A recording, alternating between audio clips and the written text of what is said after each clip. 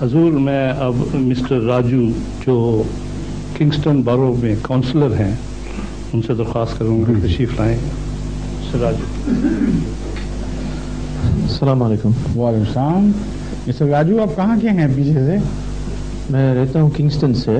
Kingston میں اس سے پہلے ہم افریقہ میں رہتے تھے, کینیا میں. ہاں, اور ہمارے ماں باپ ہندوستان سے آئے ہیں. اچھا, آپ ہندو ہیں؟ ہندو ہے, عقیدتاً ہندو دھرم ہے. مقصد ہمارا ایشین بھائی بہنوں کی رکھوال کرنا ہوگا.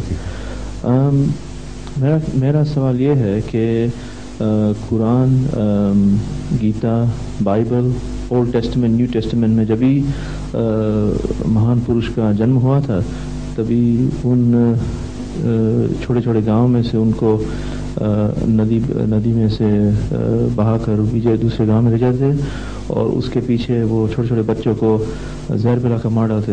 وہ میں نے کنیکشن 2-3 ایسے پستکوں میں دیکھا, تو اس کے پیچھے یہ کنیکشن کی کیا وجہ ہے؟ I think perhaps you could express yourself much better in English.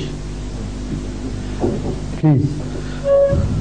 Moses, when he was born, was cast down the river in a basket to protect his life, to go into the next town. Same thing happened to Lord Krishna, and the very same thing happened, I believe, in Quran. And also to what? To whom?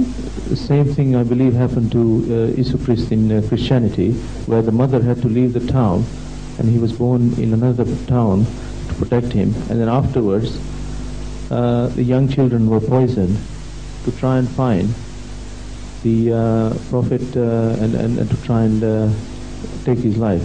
Now what is what connections do you see behind all this? اصل میں جو آپ نے سوال فرمایا ہے, اردو دان لوگوں کی خاطر میں عرض کر دوں. آپ نے فرمایا ہے کہ حضرت موسیٰ علیہ السلام کو بچپن میں, بہت بچپن ہی میں ایک بکس میں بند کر کے دریا میں بہا دیا گیا, اس خطرے سے کہ ان کا فرعون کے لوگ ان کا قتل نہ کر دیں. اور اسی طرح آپ نے فرمایا ہے حضرت عیسیٰ علیہ السلام کے ساتھ یہ واقعہ پیش آیا کہ آپ کی والدہ نے اس خوف سے کہ لوگ قتل نہ کر دیں وہاں ہجرت کی.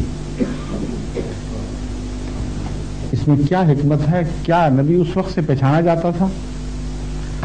اس کا جواب یہ ہے کہ یہ جو واقعہ ہے حضرت عیسیٰ علیہ السلام کی پیدائش کا, اس کے متعلق بہت سی کہانیاں بائبل میں داخل کر دی گئیں, اور اپوکریفا میں بھی وہ بہت سی کہانیاں ملتی ہیں جن سے پتہ چلتا ہے کہ کچھ ستارہ پرست لوگ مشرق سے چلے تھے ایک ستارہ دیکھتے ہوئے.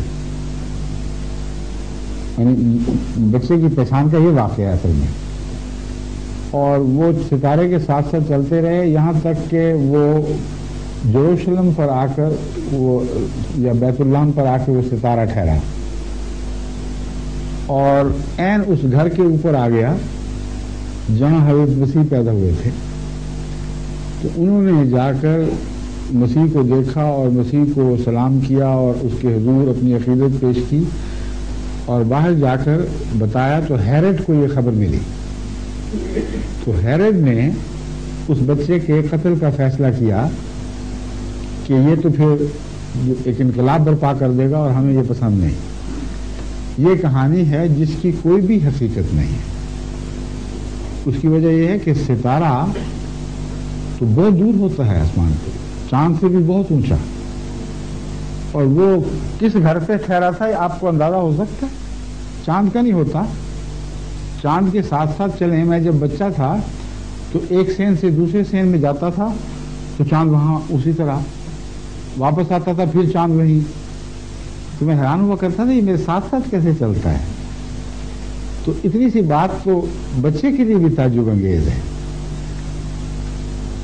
چاند کی نشاندہی زمین سے کسی جگہ کے لحاظ سے ناممکن ہے. ستارہ کیسے ساتھ ساتھ چلا اور پھر وہاں جا کے ٹھہر گیا؟ پھر ہیرڈ تو بڑا ایک ظالم جابر انسان تھا, وہ قتل کروانا چاہتا تو کروا سکتا تھا.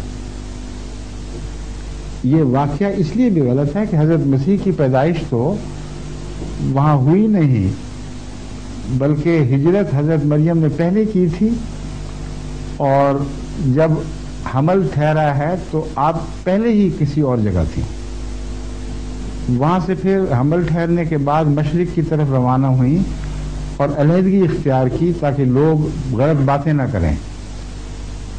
فرشتہ بن کر ایک انسان کی صورت میں آیا اور اس نے آپ کو خوشخبری دی، تو اس کے نتیجے میں آپ دنیا سے قطع تعلق ہو کر ایک طرف ہٹ گئے۔ بچے کی ذات کو کوئی بھی خطرہ نہیں تھا۔ اس کا ثبوت یہ ہے کہ جب بچہ کچھ باتیں کرنے کی عمر کو پہنچا تو خود اس کو بٹھا کر گدھے پر، اس زمانے میں گدھے کی سواری وہاں ہوا کرتی تھی، آپ واپس اپنی قوم میں آئی ہیں۔ قوم نے باتیں تو کی ہیں لیکن بچے کے اوپر کسی قسم کی غلط نظر نہیں ڈالی کہ اس کو قتل کر دیا جائے، نہ قوم نے نہ حاکم نے۔ یہ جو واقعہ ہے یہ بائبل سے 100% ثابت شدہ حقیقت ہے۔ وہ ستارے والی باتیں ساری کہانیاں ہیں، ٹھیک ہے۔